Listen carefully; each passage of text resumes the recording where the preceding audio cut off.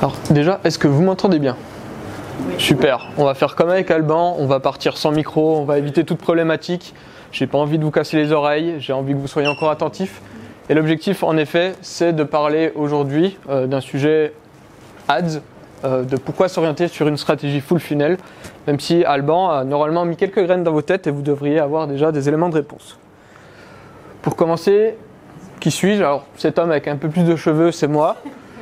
Je suis cybercitoyen depuis 2017 et aujourd'hui je suis consultant senior donc chez Cybercité, basé à Villeurbanne et à l'agence de Lyon notamment, à travers des sujets SEA, médias et social ads et des appétences surtout sur le secteur B2C avec du e-commerce, mais également tout au long de ma carrière, également plein de sujets lead gen, tourisme et problématiques diverses et variées en un peu plus de 8 ans. Alors, au sommaire, on va voir dans un premier temps les tunnels de conversion. Je vous promets, ça ne sera pas un cours de marketing que vous avez déjà eu, à mon avis, il y a une dizaine d'années ou 5-6 ans. Et surtout, on va parler de Messi Middle, les prérequis lorsqu'on va parler de performance, parce que c'est important de parler performance, mais c'est important de savoir qu'il y a des prérequis, sinon ça ne sert à rien. Et surtout, comme l'a évoqué Alban, comment casser le verre, comment casser le plafond de verre et notamment le traffic brand et comment le mesurer, parce que c'est là où souvent il y a une complexité du côté des annonceurs, à savoir, ok, j'investis, mais qu'est-ce que ça me rapporte vraiment? Dans un premier temps, on va parler d'un constat, c'est que aujourd'hui nous avons un consommateur conscient, c'est-à-dire que ce consommateur ne va pas uniquement chercher de votre côté un prix. Ça, c'était encore bon il y a une dizaine d'années, 5 ans, au moment du Covid. Aujourd'hui, le prix c'est bien, mais ce qu'il cherche aussi c'est un ensemble de valeurs qui doit lui faire écho. Bien sûr, il va toujours chercher rapport qualité-prix en premier, mais après il va aller regarder autre chose. Si du côté avis, vous avez des bons avis, si du côté de votre site internet il est efficace, si votre communication est en phase avec ses propres valeurs, bref, tout un tas d'écosystèmes, un tas de choses qu'il faut travailler pour que de votre côté vous puissiez avancer et aller chercher ce consommateur. On parlait de Messi Middle et tout simplement, normalement ce graphique-là vous le connaissez tous. On va parler de conversion, d'engagement et de notoriété. Sauf que aujourd'hui, ce tunnel de conversion il n'est plus autant valable et applicable qu'il l'était par le passé. Pourquoi? Parce que pour certains achats, il peut avoir jusqu'à 500 points de contact digitaux avant une transaction finale. C'est-à-dire qu'au moment où un internaute commence à faire une recherche sur votre produit ou votre service, il va rentrer par ici, mais au lieu de descendre directement dans l'entonnoir et se dire « je connais votre produit, je vais l'acheter », qu'est-ce qu'il va faire? Il va explorer et il va évaluer. Il va aller potentiellement sur YouTube, regarder des vidéos qui parlent de vous, qui parlent de votre service, aller sur le site du concurrent, regarder vos avis, regarder votre fiche My Business, regarder où vous êtes basé. Bref, il va prendre son temps, peut-être plus qu'avant, pour comprendre qui vous êtes et est-ce qu'il faut faire le choix de partir avec vous pour son produit ou ses services. Et ensuite seulement se décider à l'achat. En bref, 34% des consommateurs poursuivent leur recherche au moment où ils ont décidé d'acheter. C'est-à-dire ils sont dans le panier, ils sont prêts à lâcher ces informations et la carte bleue. À ce moment-là, ils se font « non, je vais aller regarder quand même ce qui se passe ailleurs ». Parce qu'on ne sait jamais, peut-être qu'il y aura un code promo, peut-être qu'en fait il y a un bad buzz autour de vous, ou au contraire, il y a quelque chose de bon. Donc c'est-à-dire que même lorsque vous avez réussi à emmener un trafic de qualité à travers du SEO, du SA, ou du social media, ou toute autre source de trafic, en fait, c'est toujours pas fini. Il est dans le panier, il n'a toujours pas acheté. Et 34%, il faut encore le convaincre. Donc plus vous allez prendre la parole tôt auprès de votre audience, plus vous allez le rassurer et plus vous allez réduire cette proportion à avoir un acte d'achat et une recherche pendant l'acte d'achat importante. Il faut savoir que 60% des consommateurs font aussi plus de 6 actions pour acheter une nouvelle marque ou un nouveau produit. Là, on parle de quelqu'un qui ne vous connaît pas du tout. J'ai cru entendre qu'on avait des acteurs dans le tourisme. C'est potentiellement la personne qui avait l'habitude d'aller dans une station et qui se dit « peut-être je vais changer ». Il faut le convaincre, il faut aller le chercher, il faut communiquer. Et ce n'est pas juste en mettant une annonce ads classique que vous allez réussir à le faire. Et c'est valable pour n'importe quelle marque. Et vous, en tant que client aussi de certaines marques, je pense que vous savez qu'il est difficile de changer lorsqu'on a l'habitude d'une marque. Et c'est pour ça qu'il est important de communiquer et de bien le faire. Le premier facteur reste la comparaison des prix. On est en plus dans un contexte économique un peu plus compliqué. Donc le prix restera la valeur fixe qui va jouer ou non en votre faveur. mais aussi la recherche d'informations et d'avis. Et ça, c'est une recommandation que je vous fais. Si vous avez une fiche My Business, des réseaux sociaux, répondez. Même si vous avez des mauvais avis, répondez-leur. Pourquoi? Parce que si c'est un mauvais avis, l'avantage en répondant, c'est que vous pouvez donner votre vision des choses, votre parole, et des internautes qui vont voir ces avis vont dire « Ah oui, peut-être que lui, en fait, il a juste eu un problème, mais en fait, avec l'explication, ça passe. » Et du coup, vous allez rassurer en répondant. Ça montre aussi que vous êtes une entreprise active qui est à l'écoute de ses clients et que vous savez comment communiquer avec eux. Alors, même si le tunnel de conversion n'existe plus en tant que tel, bien sûr, on ne va pas non plus réinventer la roue. Ce n'est pas ce que je vous dis aujourd'hui et ce n'est pas ce qu'il faut faire. On n'est pas des messies, on ne va pas réinventer des choses. Donc globalement, comment réconcilier les besoins utilisateurs avec le tunnel marketing? En partant du haut de tunnel, et ça serait intéressant de savoir, c'est qui aujourd'hui travaille des campagnes notoriété? À main levée. Ok. Qui fait des campagnes un peu plus engagement où on va aller chercher à acquérir du trafic?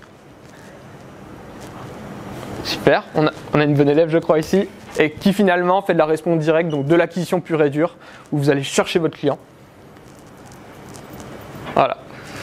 Et en fait ce qui est intéressant de voir, c'est que généralement cette phase-là on l'oublie souvent, la notoriété on arrive à l'évaluer, et la réponse directe où on va aller chercher de l'acquisition, ça tout le monde connaît, c'est ce qu'on fait aujourd'hui. Donc c'est ce qu'on va voir aussi pourquoi il faut activer les 3 leviers pour avoir de la performance. Et Alban l'a dit tout à l'heure, c'est notamment pour aller chercher tout le contenu que vous allez travailler de votre côté. Comment on peut, du côté des campagnes publicitaires, l'exploiter pour communiquer avec vos prospects et vos potentiels clients. Donc globalement, la notoriété, aujourd'hui, avec Google Ads, on le fait à travers des campagnes YouTube. C'est le format privilégié et c'est le format le plus efficace aujourd'hui à travers de la vidéo. Vous pouvez prendre la parole sur 6, 15, 30 secondes, voire plus. Et la recommandation que je vous ferai sur de la vidéo, c'est toujours penser dans un monde où TikTok a explosé et a fait évoluer les mœurs. Donc le format vertical avec Short pour YouTube, mais c'est valable également pour Instagram avec les Reels. Donc globalement, c'est l'un des formats les plus consommés aujourd'hui et qui va l'être encore pendant les années à venir. Donc ne pas hésiter. Au niveau de Google Ads, ensuite sur la partie engagement et intention d'achat, on va être cette fois sur Demand Gen. Est-ce que vous voyez ce que c'est Demand Gen ou pas du tout? C'est le droit de dire non, promis, je ne mange pas. Demand Gen, c'est un outil qui vous permet de générer du trafic de qualité à travers des objectifs donc de conversion et notamment de micro-conversion. On ne va pas aller chercher votre objectif final, votre objectif business, mais un objectif légèrement plus haut. Une inscription à une newsletter, un ajout au panier, une inscription à un webinar, bref, tout des micro-conversions qui vous permettraient de commencer à communiquer avec vos prospects et d'ensuite l'exploiter à travers des stratégies mailing et du coup l'embaser et avoir tout un système. On va utiliser notamment pour ça le réseau YouTube, Discover, Gmail et Shorts.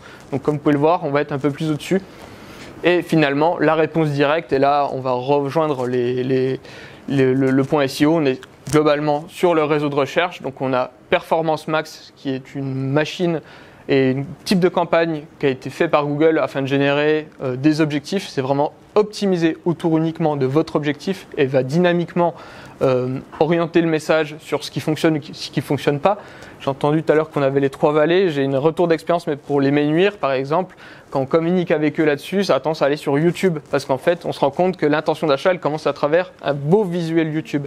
Là où un e-commerçant, on va être sur le réseau shopping, vraiment sur l'encart publicitaire avec le prix, parce que c'est le prix qui compte. Bref, ce système s'adapte. Mais bien sûr, on n'oublie pas ce bon vieux search qui est encore là, qui le sera encore, qui évolue, et on évolue avec lui, afin de répondre dynamiquement et de manière textuelle à la requête d'un internaute avec vos offres, vos produits, vos qualités, etc. Cependant, on oublie un petit peu, mais YouTube, ça peut aussi être un type de campagne qui répond à ces 3 critères. Notoriété, engagement et conversion. Pourquoi? Notoriété, vous pouvez faire découvrir très facilement et très largement votre marque à une audience précise. Donc là, on va aller élargir, on va vraiment cibler de manière démographique une localisation ou un âge à travers des formats qu'on appelle True View for Reach. On peut ensuite l'engager, créer de la considération avec des audiences qu'on aurait collectées sur vos audiences de notoriété. On va les réexploiter avec un nouveau message, un message différent, mais on peut toujours aller chercher d'autres informations. Et finalement, on peut utiliser YouTube comme un générateur de conversion, un générateur d'objectifs, vraiment en allant le cherchant au moment où il va transformer, en l'exploitant notamment avec du format bumper par exemple, donc format de 6 secondes pour refaire venir l'internaute lorsqu'il est dans sa navigation. Est-ce que jusqu'ici, je vous ai encore avec moi? Ouais. On parlait de performance, on va parler surtout des prérequis. Parce que c'est là où le bas blesse assez souvent, c'est que, en tant que traffic manager, on nous demande, en tant que responsable acquisition, on vous demande des comptes. Pour rendre des comptes au niveau de la performance, il faut des prérequis. Et sur Google Ads, le basique, c'est la balise de suivi de conversion. Donc une balise que vous allez mettre sur votre formulaire, sur votre tunnel d'achat, afin de collecter et de savoir ce qui va se passer lorsqu'un internaute navigue depuis une campagne publicitaire. Vous pouvez mettre également les balises de remarketing qui vous permettent de collecter, de réexploiter, d'exclure ou d'inclure dans vos campagnes en fonction de votre stratégie. Si vous souhaitez acquérir des nouveaux clients, enlevez tous ceux qui ont déjà acheté. Vous n'avez même plus besoin d'enchérir sur eux. À côté de ça, vous avez tout ce qui est modèle data-driven, donc un modèle d'attribution qui va donner du cachet à chaque conversion et en fonction surtout du parcours d'achat. On parlait de Messi Middle, on parlait de la complexité du parcours. Ce modèle-là va attribuer et découper en fonction de l'importance de chaque canal la conversion au canal qui correspond. C'est pour ça que vous pouvez avoir des virgules dans vos rapports Google Ads si vous avez l'habitude d'aller sur la plateforme. Finalement, la question qu'on nous pose tout le temps, un budget quotidien suffisant. Or, la bonne réponse du budget quotidien suffisant, là, comme ça, il va dépendre de chacun d'entre vous, de chacun des objectifs que vous avez. Mais globalement, dites-vous qu'il faut au minimum 1 000 € par mois pour faire des campagnes assez efficaces, apprendre assez vite et avoir un potentiel. Mais après, le potentiel va dépendre de vos objectifs. Et surtout, il faut se dire que votre budget va dépendre aussi de la concurrence. Si la concurrence est énormément agressive, elle va vous prendre toute la part de marché et il faudra investir plus pour émerger. C'est la complexité aussi des campagnes publicitaires. Finalement, d'un point de vue un peu plus technique, les audiences sont en observation, c'est-à-dire que vous allez dire aux campagnes de regarder comment se comportent les audiences et investir ou non en fonction des indicateurs. Et le nerf de la guerre en 2025 et pour les années à venir, l'intégration de votre base de données clients. Plus vous allez donner d'informations sur vos propres clients aux plateformes publicitaires, que ce soit Google, Facebook ou d'autres, plus les stratégies d'enchères pourront optimiser les enchères en fonction de ces indicateurs et enchérir très fort sur un prospect qui ressemble à un autre et ne pas investir sur quelqu'un qui ne va absolument pas convertir chez vous.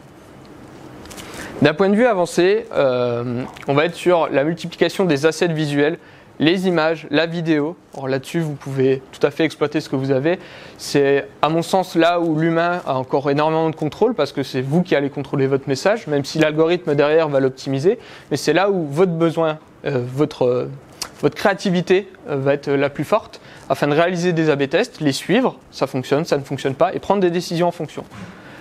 Vous allez avoir également deux systèmes Enhanced Conversion et Consent Mode, qu'on va voir juste après. Au niveau du lead gen, donc la génération de prospects, la connexion à votre CRM, il faut savoir qu'aujourd'hui sur Google Ads, ça devient de plus en plus simple de connecter votre CRM avec la solution. Ils ont fait de gros efforts au fil des ans. Tous les outils ne sont pas disponibles, mais si vous avez un Salesforce, vraiment, connectez-le. Ça va vraiment changer la qualité de vos leads. Au niveau du e-commerce, c'est utiliser les flux produits et les optimiser avec des custom labels, donc des informations supplémentaires.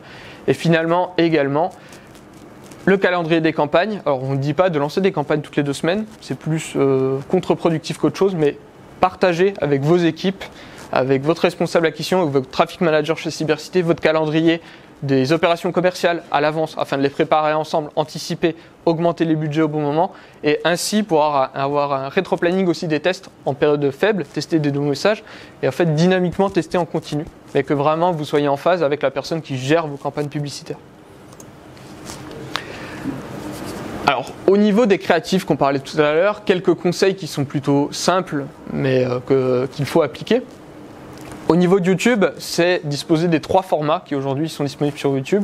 Le format horizontal que l'on connaît tous, qui nous embête bien quand on veut regarder une vidéo YouTube. Donc le format vertical pour le short et également le format carré. En utilisant les 3, vous allez vous assurer de couvrir l'inventaire total de YouTube et d'être disponible au bon moment. Vous pouvez héberger votre vidéo YouTube en public ou en non répertorié si vous ne souhaitez pas qu'elle apparaisse sur votre chaîne.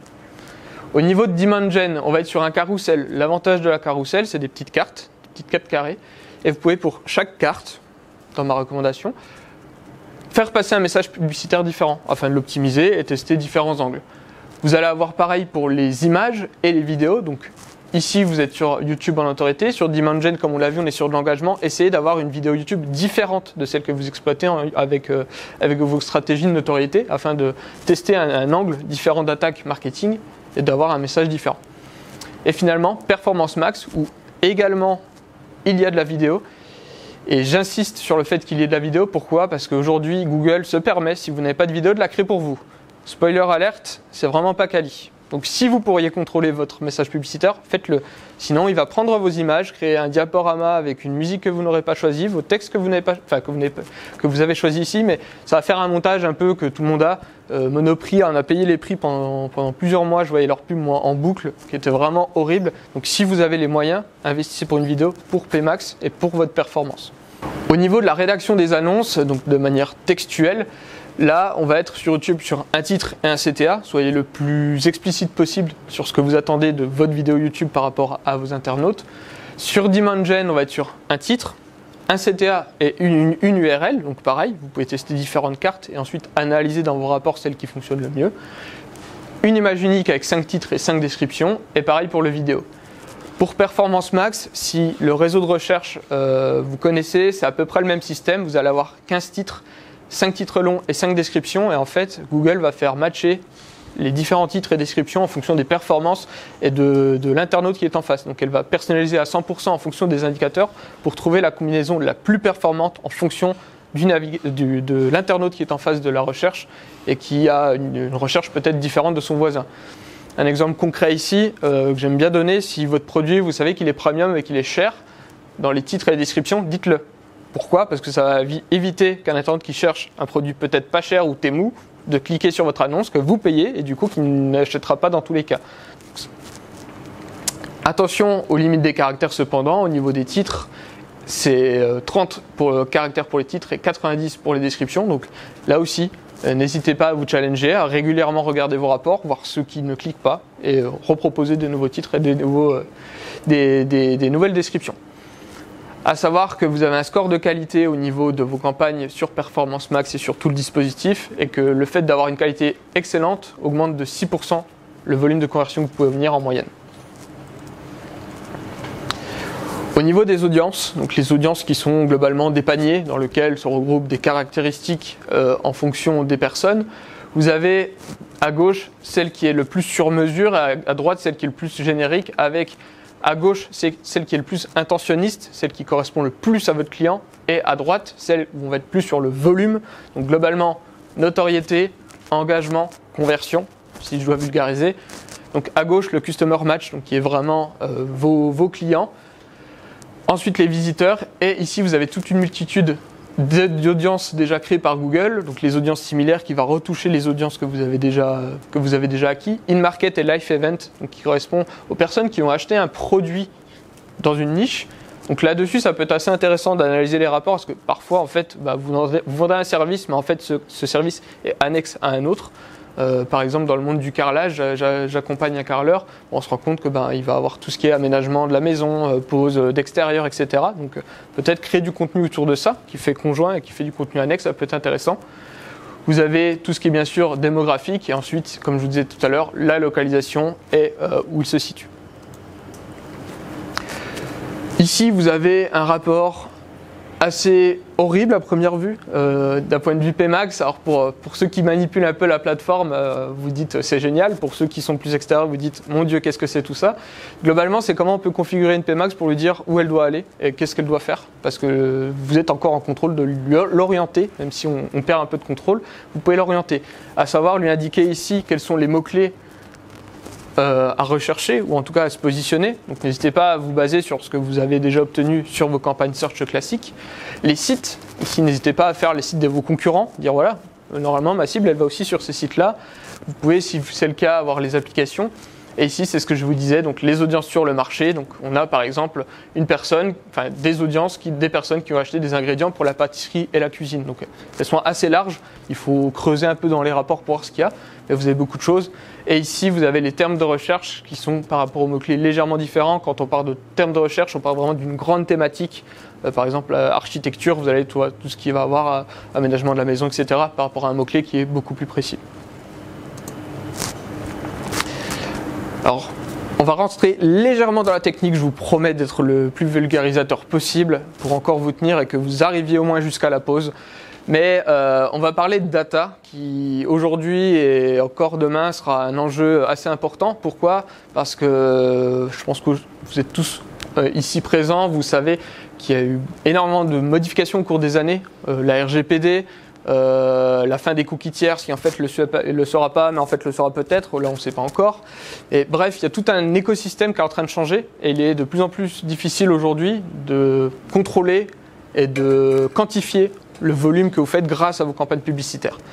Pour cela, Google a mis en place deux systèmes. Le Consent Mode, c'est une balise et un paramètre qui permet de mesurer l'autorisation de l'utilisation des cookies et de tout simplement voir si oui ou non la personne a accepté les cookies et si elle ne l'a pas accepté, va modéliser la partie qui a été perdue. C'est-à-dire que si 60% de vos personnes acceptent et 40% n'acceptent pas, les 40% restants, on va faire une modélisation de ce qui s'est passé sur le groupe des 60 pour donner de la donnée. À côté de ça, vous avez Enhanced Conversion qui là va capter la part des conversions à partir de votre data first party. Il va permettre d'avoir des données beaucoup plus précises sur une conversion et donc pas se baser uniquement sur les cookies. Tout ceci va être combiné avec du GA4 et va vous permettre d'avoir une meilleure observabilité des conversions et notamment des conversions en hausse. De manière factuelle, il y a la partie modélisée. Et du coup, une meilleure modélisation va vous permettre un meilleur investissement, de savoir s'il faut ou pas investir sur une campagne. Et ainsi, optimiser le modèle d'enchère et d'attribution, des meilleures performances. Et dans l'histoire, c'est vous qui êtes gagnant. Un autre système qui peut être intéressant si vous êtes plus sur de la génération de leads et notamment sur les formulaires. Alors, cette slide va évoluer d'ici quelques mois parce que Google est en train de mettre à jour ces systèmes, mais il est important que je vous la présente tout de même pour comprendre un peu la mécanique. Parce qu'ils sont en train de la simplifier, mais à ce stade, les informations sont encore trop peu présentes. Ça s'appelle l'OCT, Offline Conversion Tracking. Donc globalement, l'internaute arrive sur votre pub, clique sur votre pub, il va y avoir un gclead qui va être créé, qui est un petit paramètre numérique qui va se créer et va se mettre dans l'URL de votre site. L'utilisateur va parcourir le site, se renseigner sur vos services, et à un moment donné, il va soumettre un formulaire. À ce moment-là, vous pouvez, à travers un rapport caché, récupérer le gclead et l'envoyer vers votre CRM. Et là, vous allez me dire, pourquoi? C'est bien, je récupère un numéro. Parce que dans votre CRM, à travers la qualité que vous allez faire, à travers toute votre équipe commerciale, vous pouvez renvoyer derrière l'information à Google pour lui dire, lui, il a transformé finalement, il m'a rapporté X euros, et en fait, renvoyer l'information à Google. Qu'est-ce que ça veut dire? Parce que là, vous allez me dire, ok, c'est cool, mais en quoi ça va changer ma vie?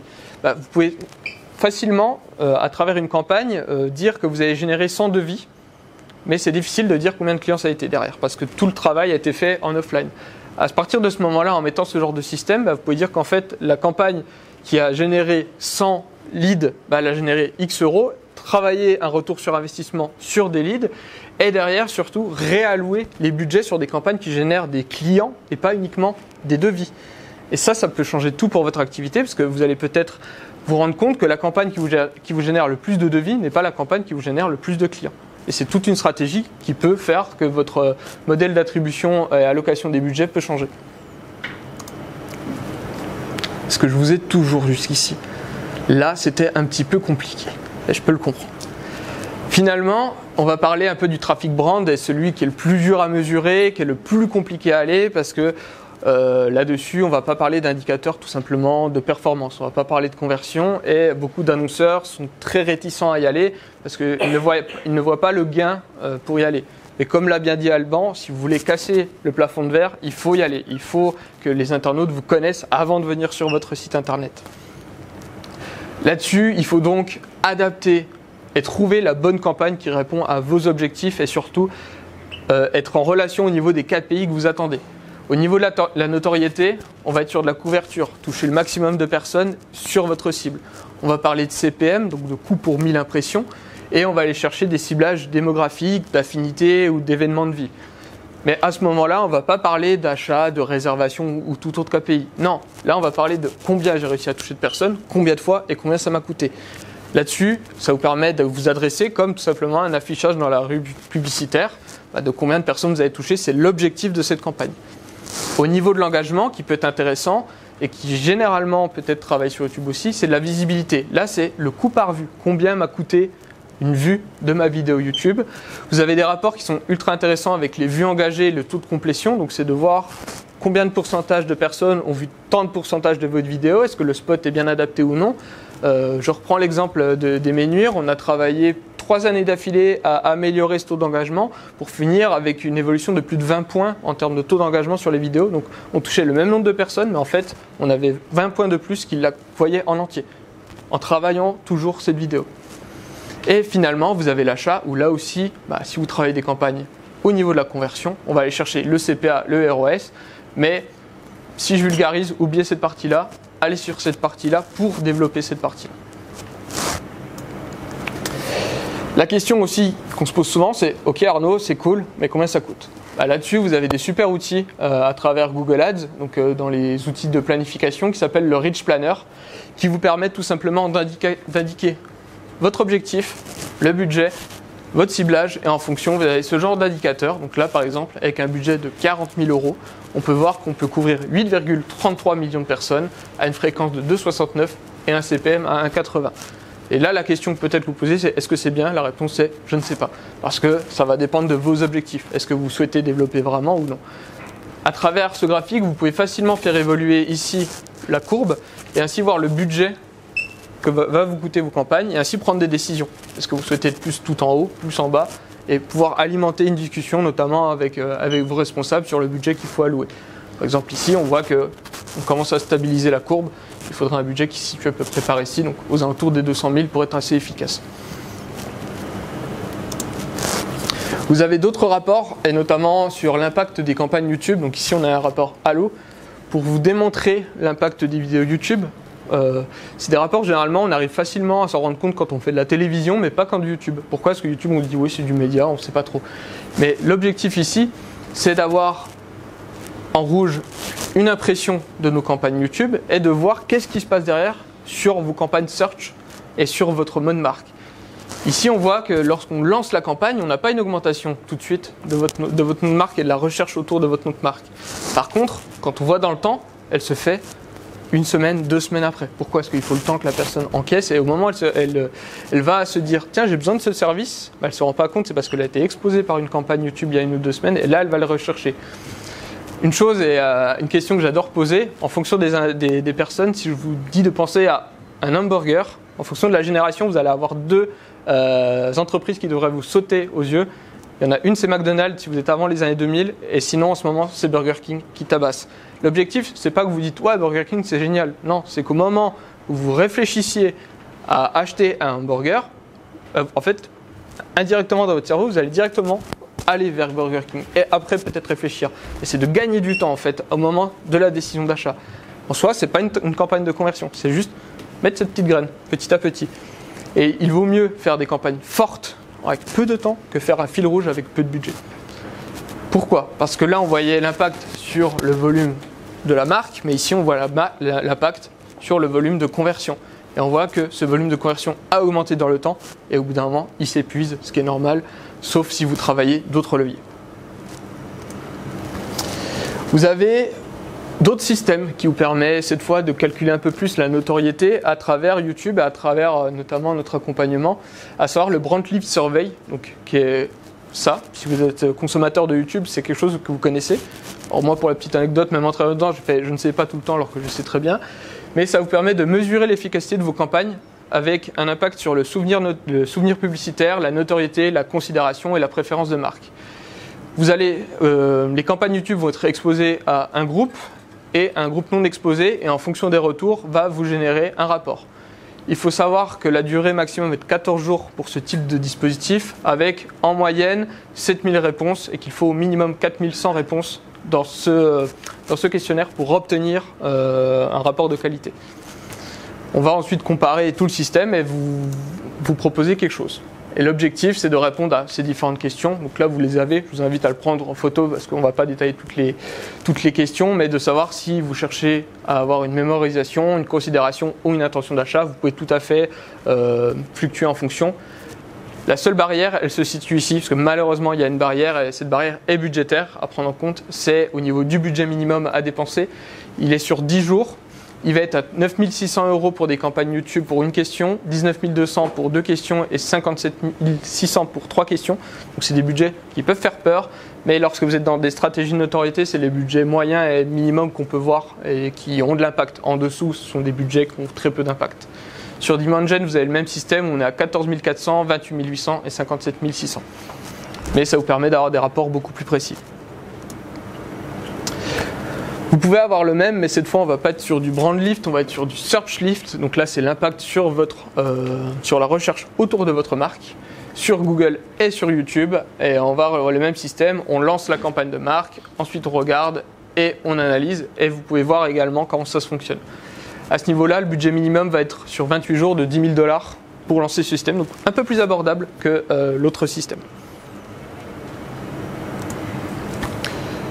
Merci de votre écoute, j'espère que je ne vous ai pas cassé la tête après 2 conférences, que vous êtes encore attentifs. Si vous avez des questions, je suis ouvert à toutes questions. Ou alors si c'était clair.